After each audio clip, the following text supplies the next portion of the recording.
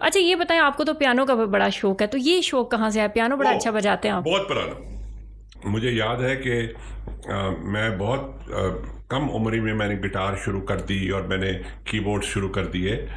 تو جب مجھے ہوٹل کی نوکری ملی نا، اچھا، تو میرے والد صاحب نے فیض صاحب کو فون کیا، کیونکہ ہوٹل کی نوکری ان دنوں میں اچھی نہیں سمجھی جاتی تھی. لوگ کہتے تھے دیکھو یار بیرا بننے جا رہا ہے. تو یہ 70s کا زمانہ ہے، ارلی 70s کا.